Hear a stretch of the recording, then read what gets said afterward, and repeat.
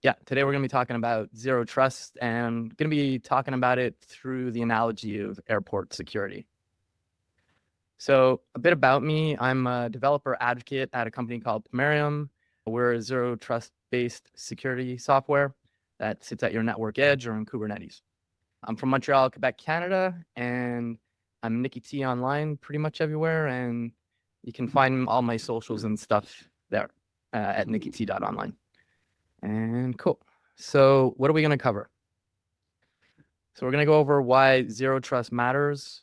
We're going to talk about the problem with perimeter-based security. And then we're going to go through the analogy of airport security as a zero trust model. Then we're going to go over the core zero trust components. So there's an identity-aware proxy. We're going to talk about context-defined access. We're going to talk about the policy engine and microsegmentation. And then we're going to touch on the benefits for legacy systems and a potential implementation path. And we'll touch on briefly zero trust with Kubernetes. And then we'll just go over some key takeaways. Before we get started, Captain America says in The Avengers. So a bit about me. I've been an application developer most of my career. Done a lot of web development and a lot of C# back in the day, but this is my first foray into infra and security. So hopefully I'm bringing a fresh perspective to it. I know there's a lot of experts in the room here. Give me a bit of grace maybe. So let's go ahead and talk about why zero trust matters. So there's like a changing landscape. There's microservices and cloud architecture that expose more access points now. APIs are accessible from anywhere, which increases the attack surface. And traditional perimeter security doesn't really fit that modern deployment model. The other things too are security decisions are moving outside of the application code, looking for consistent access patterns across all services, and also looking to not have custom security code to maintain an application logic. Also, security is a shared responsibility, and there's a move for security to move earlier in development. And also developers implement auth patterns, not just the security teams.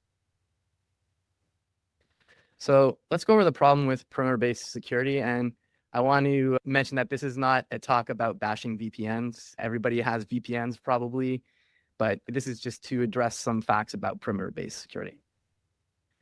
So if we start off with the analogy of the airport, imagine showing your ID once at the airport security and being allowed to board any plane, enter any cockpit, or access the control tower. That's what perimeter-based security is. It operates exactly this way. Check once and trust forever. Also, I really like that animated GIF. That guy's like top-notch security. Also, with remote work, personal devices, and cloud apps, it exposes the limitations of perimeter-based VPNs. Also, the other thing with perimeter-based security is traditionally it was assumed that threats were outside your network. And the reality today is that threats can already be on the inside, whether that's state actors or potentially disgruntled employees. So, and also there's some alarming statistics. This was from a Bleeping Computer article from last month, I believe. And there's currently like 2.8 million unique IP addresses getting attacked for VPNs infrastructure worldwide as we speak. And other things are like, if your company's entire security posture is built around perimeter-based security and it gets compromised, it's potentially compromising your entire network. And also, perimeter-based security or VPNs do create a secure tunnel, but they trust everything inside it. Now, obviously, you can improve like the login process. You could have multi-factor authentication in terms of like logging onto the VPN. But once you're in, you're still in and you still have broad network access. And if you want to think about it like from the airport, it's like you go through security at the beginning, they scan your eyeball or something, and then they're like, you get in and you're still good. They just don't check anymore. And the other thing is, even with multi-factor authentication, you're still in perimeter-based security, so there's nothing preventing people from moving laterally within. All right, just gotta take a sip of water here. I am a little jet lagged, but I drank one of those Celsius before, so either my heart's gonna explode or I'm just gonna be very awake. So let's talk about airport security the model there in terms of zero trust. So think about getting checked for your ID at the entrance. That's like your initial auth. Going through the security screening where they check your bags and stuff. Think of that as like device posture verification. Your boarding pass, they're checking that. That's like for resource-specific authorization, maybe accessing a certain app. There's other things like gate agent checks, so just-in-time access validation. There's boarding the plane, which is accessing the app. You could have stuff like cockpit access, that's like privileged functionality, requiring additional verification. And so this is just a little thing I made in bold.news, so a little Gen AI just showing you what we're talking about here. But you're constantly being verified everywhere you go in the airport. And I don't know if people have seen this movie, but there's a movie called Catch Me If You Can. It's from, I believe, the early 2000s. It's with Tom Hanks and Leonardo DiCaprio. It's a really good film if you haven't seen it, but it's based on the true life story of Frank Abagnale Jr. And basically, he exploited trust-based systems by impersonating pilots and other professionals. And his technique was obtain a uniform and fake credentials, and he gained access to planes, traveled across the world, took stuff out of banks. And the security failure there, even though this happened a long time ago, is once your identity was assumed, no further verification occurred. And this is what perimeter-based security does. And so why it worked? So it relied on the perimeter-based security, like I said, so like the uniform rather than continuous verification. There was no contextual verification. So like nobody said, hey, you're not on the flight schedule. They didn't check for his credentials or anything. And there was no separation between basic access, like boarding the plane, and privileged access, the cockpit. They literally just saw the pilot's uniform. Okay, yeah, go ride shotgun in the cockpit.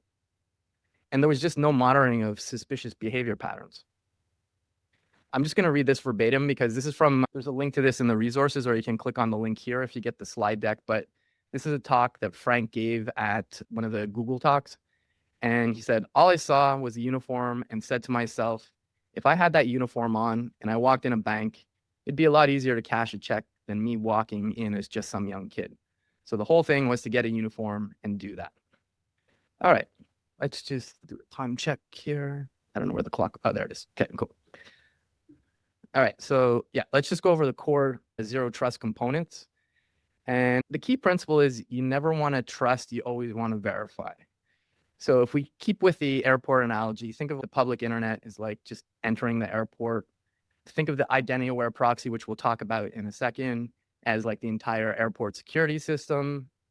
And then there's also policy evaluation. So that's like at the security checkpoints, they're always checking you based on certain criteria. Boarding a plane is like accessing an individual application or route. And then there's the admin or privileged access, and think of that as cockpit access versus just sitting in the plane. And yeah, there's just that continuous verification.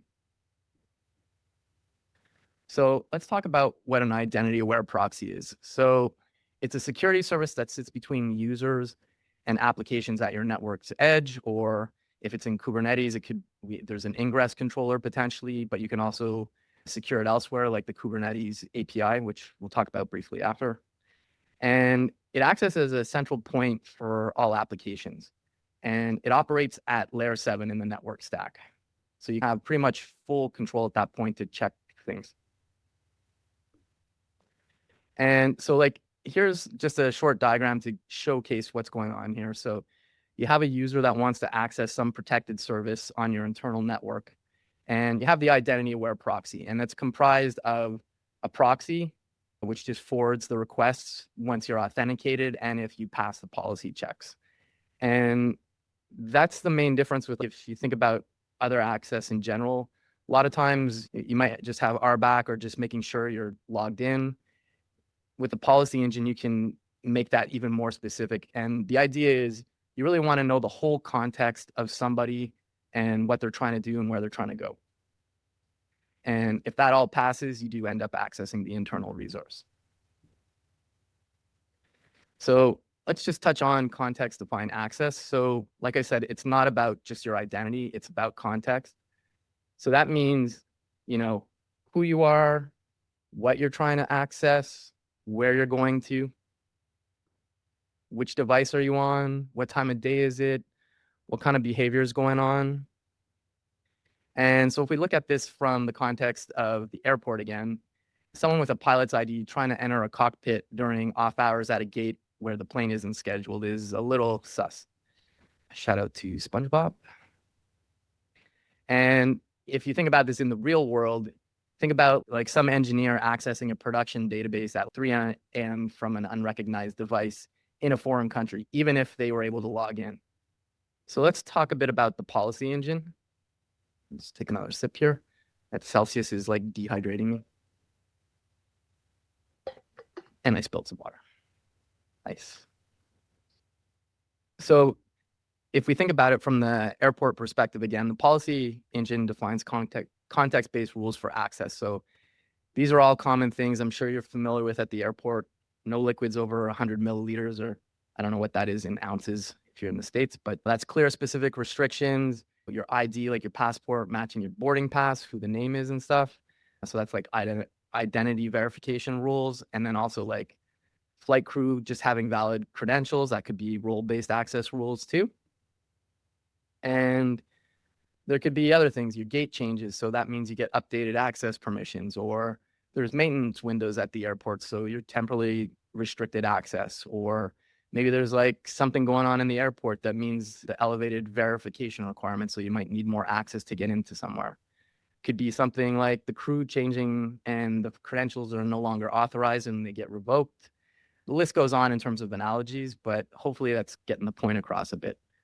And this is like, for me, from the real world, a few weeks ago, I was at All Things OpenAI and I got this in the morning, said my gate changed. And then I got this, it said the time changed. So I was like running around in the airport. So anyways, lots of planes under maintenance, apparently. So let's go ahead and continue talking about the policy engine just to summarize what it does. So you have resource relocation, like access policies automatically update when services move. Maintenance windows, so access permissions adjust during scheduled maintenance times. Like I said, a security incident, you want to elevate verification there. Or if there's team changes, so access being revoked and when roles change.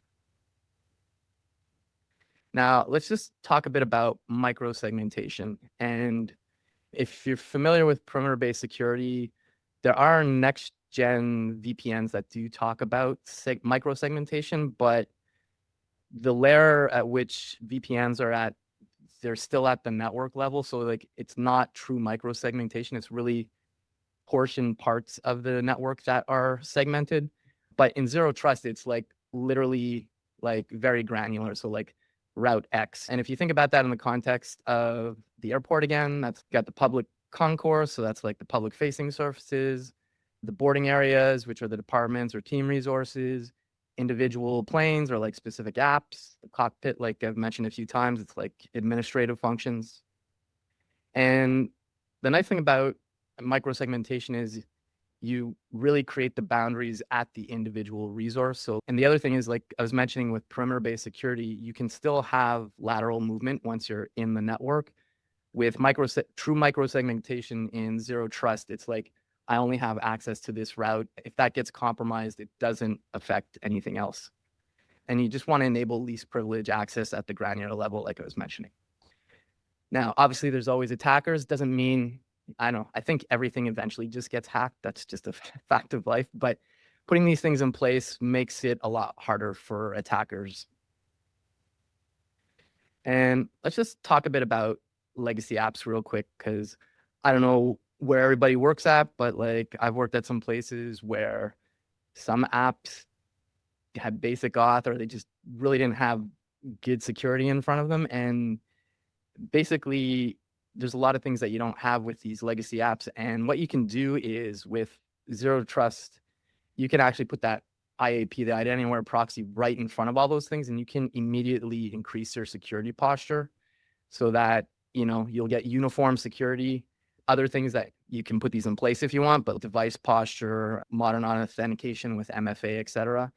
And there's a bit of a migration path there, because say the old app has like basic auth, you could still go through your IDP and do your whole single sign-on in that uniform security, but you'd still hit the basic auth in the other app, in the actual app once you get to it. But that's something you could eventually clean up so that it just takes the identity that's coming in.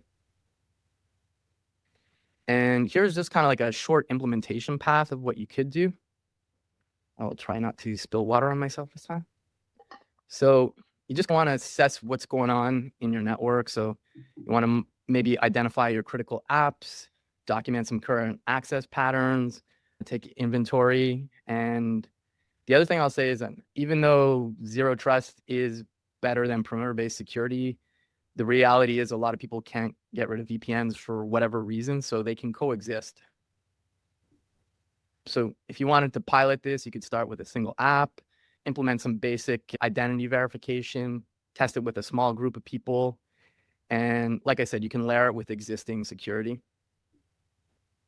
And then as you expand things, you can get more sophisticated, add some stronger context-based policies. You could also incorporate some device posture checks, extend it to more apps, and you can potentially phase out perimeter-based dependencies if you can do that at your org. But again, like I said, they can coexist. And then basically at the maturity phase, that's when you can hopefully get that consistent model across all environments in terms of security, get your policy management in check. And at this point, you'll have zero trust in place where you can just have that continuous verification happening.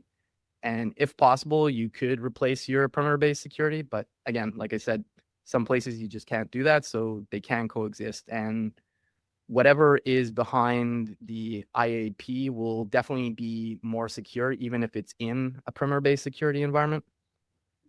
And yeah, that's the TLDR of zero trust. I'm just going to touch briefly on zero trust with Kubernetes because I've been on a bit of a world tour. I was at SREday in London and then KubeCon.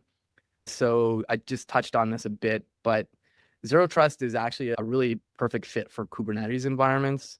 You can enhance the security of the Kubernetes API. You can also improve pod-to-pod communication, i.e. the east-west traffic.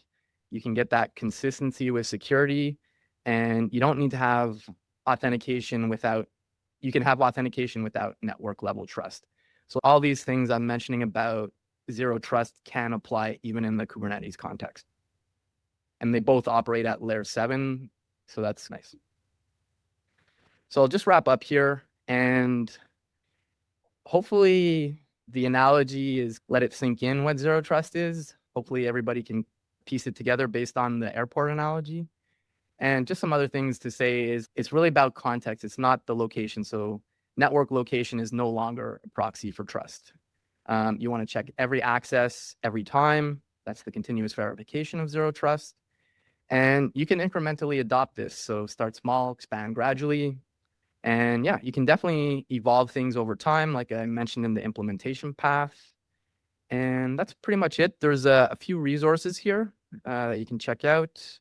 I encourage you to check out that Frank Abagnale talk, even if you don't care about zero trust security. It's just an interesting talk. I still can't believe he got away with all that stuff. But anyways, I think they'll be sharing the slide decks, but here's the slide deck if anybody's interested. And that's pretty much it. Thanks, everybody.